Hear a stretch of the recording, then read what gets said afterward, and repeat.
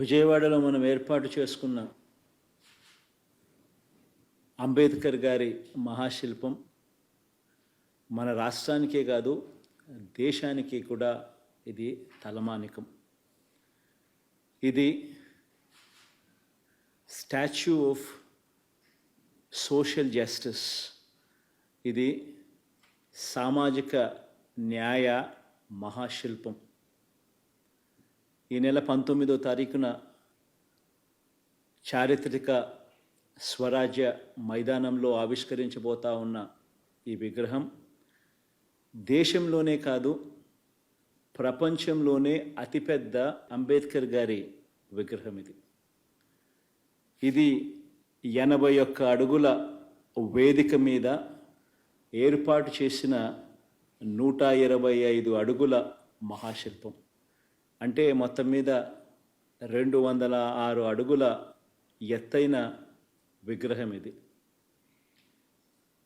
ఆ మహానుభావుడి ఆకాశమంతటి వ్యక్తిత్వం ఈ దేశ సామాజిక, ఆర్థిక, రాజకీయ, మహిళా చరిత్రలన్నీ కూడా మార్చేలా దాదాపు 100 సంవత్సరాల క్రితమే ఆయన వ్యక్తం చేసిన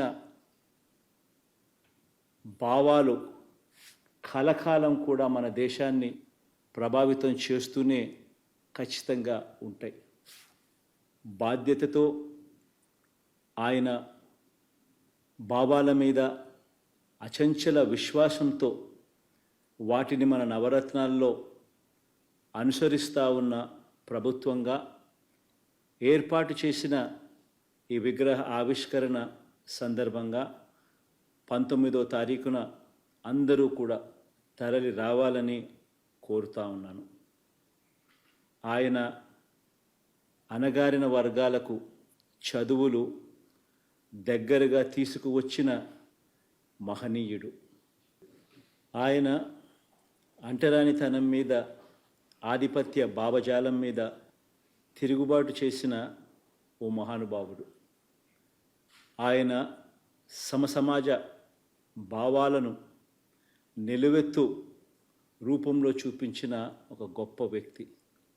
ఆయన రాజ్యాంగం ద్వారా, రాజ్యాంగ హక్కుల ద్వారా నిరంతరం మనల్ని కాపాడే ఓ మహాశక్తి. ప్రతి వాడలో ఉన్న ఆయన విగ్రహం అణగారిన వర్గాలకు నిరంతరం కూడా ధైర్యాన్ని ప్రసాదించే ఓ మహాస్ఫూర్తి. దళితులతో పాటు కులాలు, మతాలకు అతీతంగా పేదలందరి జీవితాల్లో ఈ 77 సంవత్సరాల్లో వచ్చిన అనేక మార్పులకు మూలం డాక్టర్ బాబాసాహెబ్ అంబేద్కర్ గారి భావాలు.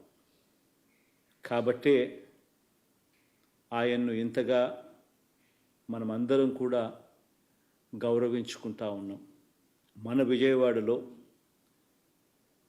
ఆవిష్కరిస్తూ ఉన్న ఈ మహాశిల్పం మన రాష్ట్ర చరిత్రలో సువర్ణాక్షరాలతో నిలిచిపోవడానికి మాత్రమే కాకుండా చరిత్రను తిరగరాసేలా 100 సంవత్సరాల పాటు స్ఫూర్తిని కూడా విగ్రహం ఇస్తూ పోతూ ఉంటుంది.